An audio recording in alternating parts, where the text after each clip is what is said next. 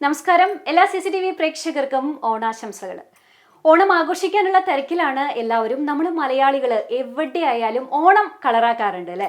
ഈ ഒരു ഓണക്കാലത്ത് ഒരു ജനപ്രതിനിധി എന്ന നിലയിൽ ഒരുപാട് തിരക്കുകളുള്ള ഒരു വ്യക്തിയാണ്. എന്നിട്ട് കൂടി നമ്മുടെ ഈ ഓണാഘോഷത്തിൽ പങ്കുചേരുകയാണ്. ഓണക്കൂട്ടുമായിട്ടാണ് ഇന്ന് CCTV ഈ ഒരു ജനപ്രതിനിധിയുടെ വീട്ടിലേക്ക് എത്തിയിട്ടുള്ളത്. കുന്നംകുളം നഗരസഭയുടെ ഭരണം കൈയാളുന്ന ഒരു സ്ത്രീ രത്നമാണ് ഇന്നത്തെ ഓണക്കൂട്ടിൽ നമ്മുടെ അതിഥിയായിട്ട് ഓണാഘോഷവും അതോടൊപ്പം തന്നെ കുറച്ച് വാചകടിയായിട്ട് ചേരുന്നത്. സീതേച്ചി, ഓണാശംസകൾ. ഓണാശംസകൾ. കുന്നംകുളത്തുകാർക്കൊക്കെ പരിചയമുള്ള ഒരു മുഖമാണ്, കുന്നംകുളത്തെ ഒരു ജനപ്രതിനിധിയാണ് സീതേച്ചി. എനിക്കറിയാം ഒരുപാട് തിരക്കുകളുണ്ട്.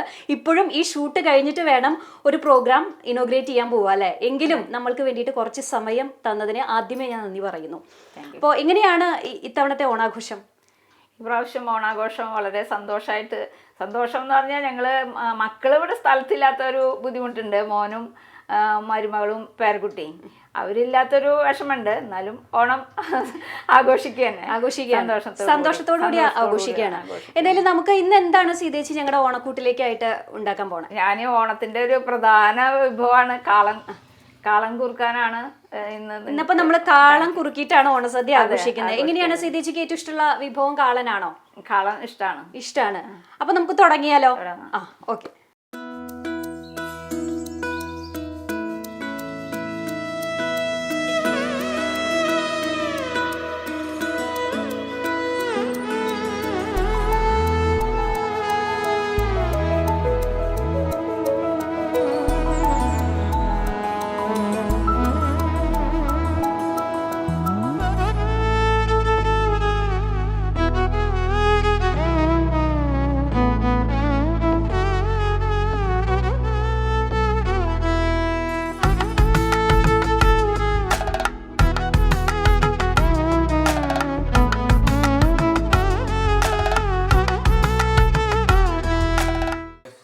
നമ്മള് കായും ചേനയും അടോ കായ മാത്രമാണോ?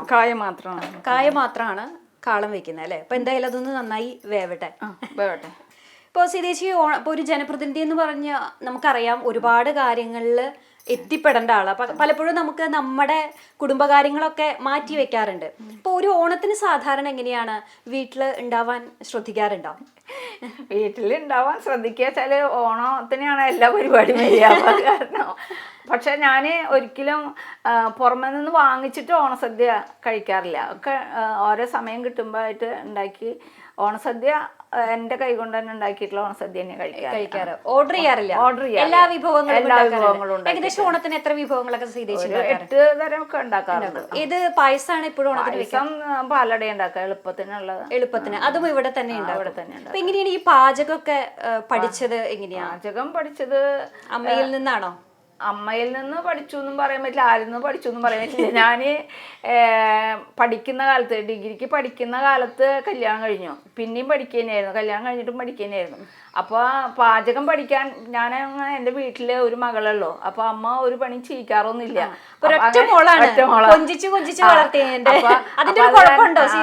കുഴപ്പമില്ല. പക്ഷെ അപ്പൊ പണിയൊന്നും പഠിച്ചില്ല. പക്ഷെ ഇവിടെ വന്നിട്ട് സ്വയം പഠിച്ചതാ പണികളൊക്കെ, അല്ലാതെ ഒന്നും പഠിച്ചു വന്നിട്ടില്ല.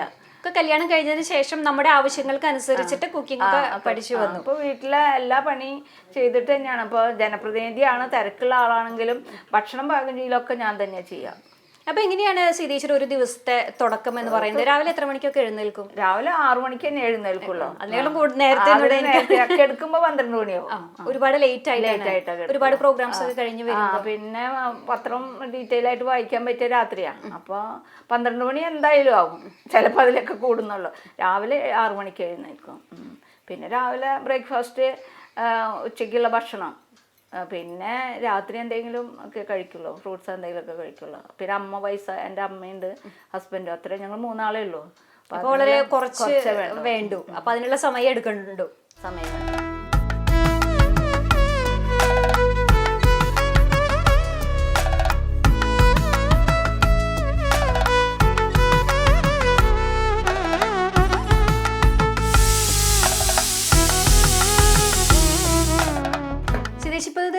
ഉണ്ടാവൂല്ലേ? 2 വിസിൽ മതി. 2 വിസിൽ അപ്പൊ നമുക്ക് ഇനി അതൊന്ന് ഓപ്പൺ ചെയ്യാം അല്ലേ? ആ, നന്നായി വെന്തിട്ടുണ്ട്. കായൊക്കെ നന്നായി വെന്തിട്ടുണ്ട്. ഇനി അതിലേക്ക് ഓരോ കൂട്ടുകളായിട്ട് ചേർക്കണം അല്ലേ? ഇനി നമ്മൾ കൂട്ടിച്ചേർക്കുക. ഇത് എന്തൊക്കെ ചേർത്തിട്ടാണ്? നാളികേരം, തൈര്, പിന്നെ 2 അല്ലി വെളുത്തുള്ളി, പച്ചമുളകും കൂടി അരച്ച് വെച്ചിട്ടുള്ളതുണ്ട്. ഇനി ഇത് ചേർത്തൊന്ന് വറ്റണം അല്ലേ? ഓണത്തിന് ഇങ്ങനെയാണ് കറികളൊക്കെ വെക്കുമ്പോൾ ഹസ്ബൻഡൊക്കെ സഹായിക്കാറുണ്ടോ? അതോ സീതേച്ചി ഒറ്റയ്ക്ക് തന്നെയാണ് അടുക്കളയിലെ കൈകാര്യങ്ങളൊക്കെ? ഹസ്ബൻഡ് നന്നായി സഹായിക്കാറുണ്ട്. കഷ്ണമൊക്കെ നോക്കി തരാനും നാളികേരം ചിരകിയൊക്കെ തരും. സഹായിക്കാറുണ്ട് അല്ലേ? ഇത്തവണ മക്കളില്ല എന്നുള്ളൊരു, മക്കളെ പുറത്തായതുകൊണ്ട് ഇപ്പോ ജനപ്രതിനിധിയായിട്ട് ഇപ്പോ ഏകദേശം എത്ര വർഷമായിട്ടുണ്ടാവും? ഞാൻ 95-ലാണ് ജനപ്രതിനിധി ആയത്. അതിന്റെ ഇടയിൽ ഒരു 5 വർഷം ബ്രേക്കായി. 25 വർഷം പൂർത്തിയാവാൻ പോവാ. 25 വർഷത്തെ ഒരു വലിയ എക്സ്പീരിയൻസ് ഉണ്ട് അല്ലേ? എങ്ങനെയാണ് ഒരു ജനപ്രതിനിധി എന്ന നിലയിൽ സീതേച്ചിക്ക് തോന്നിയിട്ടുള്ളത്? അത് എത്രമാത്രം ബുദ്ധിമുട്ടുള്ള ഒരു ജോലിയാണ്? അങ്ങനെയാണ് തോന്നിയിട്ടുള്ളത്? ആദ്യമൊക്കെ ബുദ്ധിമുട്ട് തോന്നിയിരുന്നു. പക്ഷെ നമ്മളിപ്പോൾ ഒരു സ്ത്രീകളാവുമ്പോൾ നമുക്ക് എത്ര റോളാന്ന് പറയാൻ പറ്റില്ല. ഓഫീസിൽ ഒന്ന്, വീട്ടിലൊന്ന്, അങ്ങനെ ഡബിൾ റോളും ഒക്കെ അഭിനയിക്കേണ്ട. അതാ, പുരുഷന്മാരാകുമ്പോൾ വീട്ടിലെ കാര്യങ്ങളൊന്നും അത്ര നോക്കേണ്ടി വരില്ല. നമ്മൾ വീട്ടിലെ കാര്യങ്ങളും വയസ്സായ ആൾക്കാരെ കാര്യങ്ങളൊക്കെ നോക്കിയിട്ട് വേണ്ടേ പോവാൻ, പുറത്തേക്ക് പോകാൻ. അതിൻ്റെ ഇടയിൽ നമ്മൾ വീട്ടിലെ കുക്കിംഗ് നടക്കുകയൊക്കെ ആകുമ്പോൾ ആ സമയത്ത് നമുക്ക് നമ്മളെ കാണാൻ ആളുകൾ വരും. അതുകൂടാതെ ഫോൺ ഭയങ്കര പ്രശ്നമാണ്. അത് ഫോൺ എടുക്കാതിരിക്കാൻ പറ്റില്ല. ഫോൺ എടുക്കും, ഞാൻ എപ്പോഴായാലും ഫോൺ എടുക്കും. അഥവാ കോള് ആ സമയത്ത് കണ്ടില്ലെങ്കിൽ ഞാൻ പിന്നെ തിരിച്ചു വിളിക്കും. അതുപോലെ തന്നെ വന്നു കഴിഞ്ഞാൽ അപ്പോൾ കുക്കിംഗ് സമയത്തായാൽ പോലും ഞാൻ സ്റ്റവ് ഓഫാക്കിയിട്ട് ചെല്ലും. അപ്പോൾ അങ്ങനെയുള്ള പ്രശ്നങ്ങളുണ്ട്. പക്ഷേ തുടക്കത്തിൽ നമുക്കതൊരു പ്രയാസം അങ്ങനെ തോന്നിയിട്ടുണ്ടെങ്കിലും കൂടി പിന്നീട് വീടും രാഷ്ട്രീയം ഒരുമിച്ച് കൊണ്ടുപോകാൻ കുറച്ച് ബുദ്ധിമുട്ട് തുടക്കത്തിലുണ്ടായിരുന്നു. ഇപ്പൊ രാഷ്ട്രീയം കൂടി കൊണ്ടുപോകാനുള്ള ബുദ്ധിമുട്ടല്ലായിരുന്നു. ഈ ഒരു ജനപ്രതിനിധി ആകുമ്പോൾ ഒരുപാട് സമ്മർദ്ദങ്ങൾ ഉണ്ടാവുമല്ലോ. അപ്പൊ അത് ഒരു പ്രയാസം ഉണ്ടായിട്ടുണ്ട്. ഇപ്പോഴും പറയണ കേട്ടിട്ടുണ്ട്, മാനസിക സമ്മർദ്ദം. കാരണം ഒരുപാട് പേരുടെ പ്രശ്നങ്ങൾ കേൾക്കണം. ഇതെല്ലാം നമുക്ക് ചിലപ്പോൾ പരിഹരിക്കാൻ പറ്റണമെന്നില്ല. അപ്പൊ അത് ഒരുപാട് തരത്തിലുള്ള മാനസിക ബുദ്ധിമുട്ടുകൾ അങ്ങനെയൊക്കെ ഉണ്ടാവാറുണ്ട്. നല്ലപോലെ മാനസിക സമ്മർദ്ദം ഉണ്ടാവും.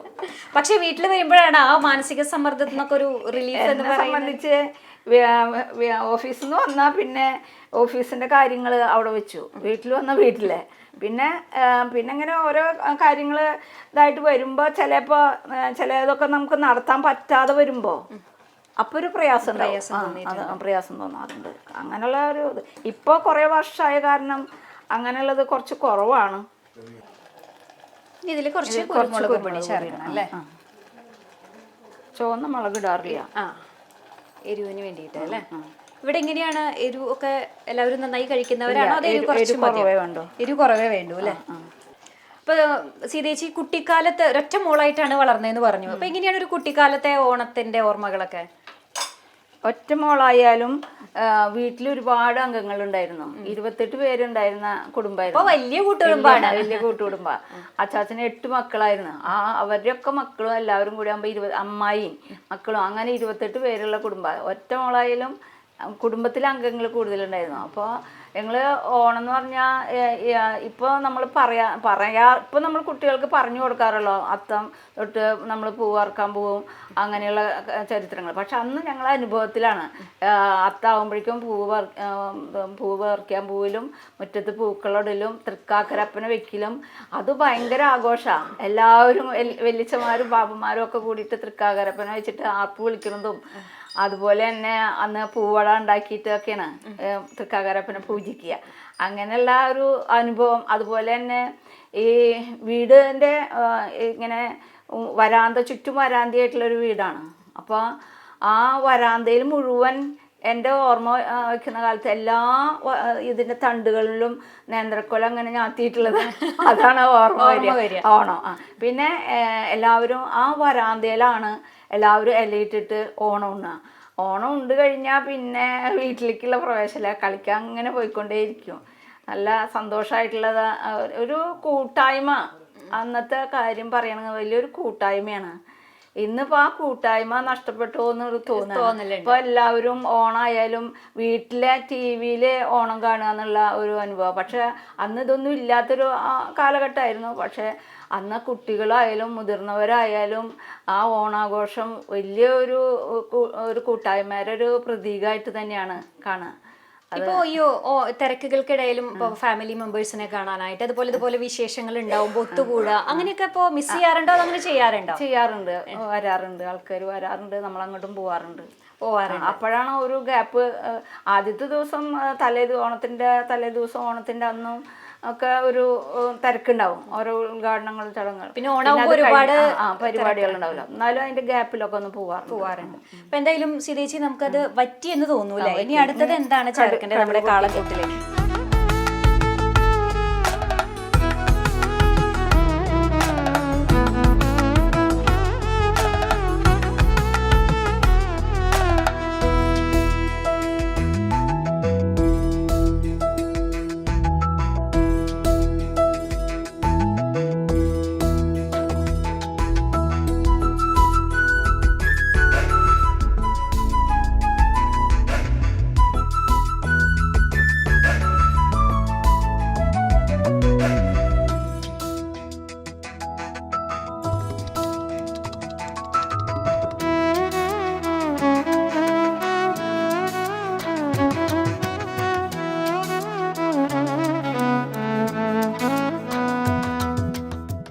അപ്പൊ സീതേച്ചി, അങ്ങനെ നമ്മുടെ കാളൻ കൂട്ട് റെഡി ആയിട്ടുണ്ട്. ഇനി ഇലയില് വളമ്പ് വേണ്ടു അല്ലേ?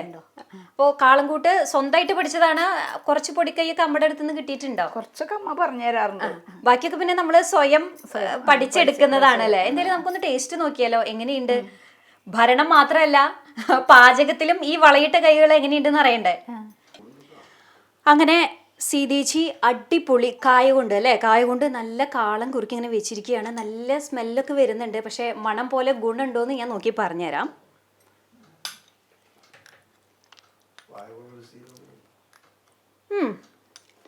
സൂപ്പറായിട്ടുണ്ട് സീതേച്ചി. അപ്പോൾ പാചകത്തിലും പുലിയാണെന്ന് തെളിയിച്ചിരിക്കണു. പുളിയും ഉപ്പൊക്കെ പാകമാണ്, വീണ്ടും ഒന്നും ചേർക്കേണ്ടി വന്നില്ല.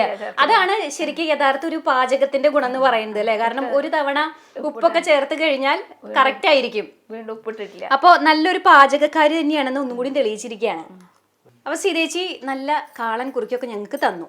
ഇനി നമുക്ക് ഇനി അടുത്തതൊരു ഉദ്ഘാടനത്തിന് പോവാൻ വേണ്ടിയിട്ട് നിൽക്കുകയാണ്. തിരക്കുണ്ടെന്ന് എനിക്കറിയാം. പക്ഷെ എന്നാലും ഒരു ജനപ്രതിനിധി എന്ന നിലയിൽ എന്താണ് നമ്മുടെ പ്രേക്ഷകരോടൊക്കെ പറയാനുള്ളത്? മലയാളികൾ കേരളത്തിൻ്റെ ഏത് കോണിലായാലും മലയാളികൾക്ക് ഓണം എന്നത് ഏറ്റവും പ്രധാനപ്പെട്ട ഒരു ഉത്സവം തന്നെയാണ്. അത് ലോകത്തിൻ്റെ ഏത് ഭാഗത്തായാലും മലയാളിക്ക് ആ ഓണം ഒരു അതെ, ഇപ്പോഴും നമുക്ക് നമ്മുടെ ഹൃദയത്തോട് ചേർന്ന് നിൽക്കുന്ന ഒരു ആഘോഷം കൂടിയാണ്. ഗ്രഹാതുരത്വം ഉണ്ടാക്കുന്ന ഒരു ആഘോഷം തന്നെയാണ്. ഇപ്പോൾ വളരെ നമ്മുടെ സമൂഹത്തിൽ ഇപ്പോൾ പ്രയാസമേറിയ പല ഘട്ടങ്ങളുണ്ടെങ്കിൽ പോലും ഓണത്തിൻ്റെ സാഹചര്യത്തിൽ സംസ്ഥാന സർക്കാരും ഒക്കെ ജനങ്ങൾക്ക് വേണ്ടി അവർ മിതമായ വിലയ്ക്ക് സാധനങ്ങൾ എത്തിക്കുന്നതിനൊക്കെ വേണ്ടിയുള്ള സംവിധാനങ്ങൾ ഒരുക്കിയിട്ടുണ്ട്. ഏറ്റവും നല്ല രീതിയിൽ തന്നെ ഓണം ആഘോഷിക്കാനുള്ള എല്ലാ സംവിധാനങ്ങളുണ്ട്. സ്നേഹത്തിൻ്റെയും അതുപോലെ തന്നെ ഐശ്വര്യത്തിൻ്റെയും ഒരു കൂട്ടായ്മയുടെയും പ്രതീകമായിട്ടാണ് ഓണം. ഓണത്തിൻ്റെ പ്രതീകം നമ്മൾ തിന്മയിൽ നിന്ന് നന്മയിലേക്ക് വരുന്ന മഹാബലിയെ പാതാളത്തിലേക്ക് ചവിട്ടിത്താഴ്ത്തി എന്നൊക്കെ ഒരു ഐതിഹ്യം ഉണ്ടെങ്കിലും കൂടി തിന്മയെ ചവിട്ടിത്താഴ്ത്തി എന്നുള്ളതാണ്, നന്മ വീണ്ടെടുക്കുന്നു എന്നുള്ളതാണ്. പക്ഷേ ആ ഒരു ഐതിഹ്യം ഇന്ന് നമ്മുടെ സമൂഹത്തിൽ പ്രതിഫലിക്കേണ്ട ഒരു കാലഘട്ടമാണ്. അപ്പോൾ അതുകൊണ്ട് തന്നെ എല്ലാവർക്കും ഒരു നന്മ നിറഞ്ഞ മതസൗഹാർദ്ദത്തിൻ്റെ, സ്നേഹത്തിൻ്റെ, മതസൗഹാർദ്ദം എന്ന് ഞാൻ എടുത്തു പറയാം. ഏത് മതത്തിലായാലും മനുഷ്യനെ അത് ഓരോരുത്തർക്കും അവരുടേതായ മതവിശ്വാസങ്ങളുണ്ട്. അപ്പോൾ ആ ഒരു കാലഘട്ടത്തിലാണ് നമ്മൾ നീങ്ങുന്നത്. അപ്പോൾ ആ ഒരു കാലഘട്ടത്തിൽ സ്നേഹത്തിൻ്റെയും ഐശ്വര്യത്തിൻ്റെയും സൗഹാർദ്ദത്തിൻ്റെയും മതേതരത്വത്തിൻ്റെയും ഒരു ഓണമായിട്ട് എല്ലാവർക്കും മലയാളികൾക്ക് ഓണം ആശംസിക്കുകയാണ്. ഹൃദയം നിറഞ്ഞ ഓണാശംസകൾ കുന്നംകുളം നഗരസഭയിൽ എൻ്റെ വ്യക്തിപരമായിട്ട് ഓണാശംസകൾ നേരുന്നു. ഓക്കെ, ഒരുപാട് നന്ദി സീതേച്ചി. ഒരുപാട് തിരക്കുകൾ ഉണ്ടെന്ന് അറിയാം. ആ തിരക്കിനിടയിൽ നമുക്ക് വേണ്ടി, നമ്മുടെ പ്രേക്ഷകർക്ക് വേണ്ടി കുറച്ച് സമയം, കുറച്ച് രാഷ്ട്രീയ വിശേഷവും ഓണക്കാര്യങ്ങളും വാചകവും പാചകവും ഒക്കെ ആയിട്ട് നമ്മളോട് ഒത്തുകൂടി. അപ്പോൾ ഇനിയും ഇപ്പോൾ 25 വർഷം ജനപ്രതിനിധി എന്ന രീതിയിൽ പൂർത്തിയാക്കുകയാണ്. അപ്പോൾ ഇനിയും ഒരുപാട് വർഷങ്ങളിൽ ഒരു ജനപ്രതിനിധിയായിട്ട് നിന്നുകൊണ്ട് ജനങ്ങൾക്കിടയിലേക്ക് ഇറങ്ങി ചെന്നുകൊണ്ട് അവരുടെ പ്രശ്നങ്ങൾ അറിയാനും പരിഹരിക്കാനും ഒക്കെയുള്ള ഒരു മനക്കരുത്തോടെ മുന്നോട്ട് പോകാൻ ഈശ്വരൻ അനുഗ്രഹിക്കട്ടെ എന്ന് ആശംസിക്കുന്നു. അതോടൊപ്പം തന്നെ ഒരിക്കൽ കൂടി ഹാപ്പി ഓണം. ഹാപ്പി ഓണം.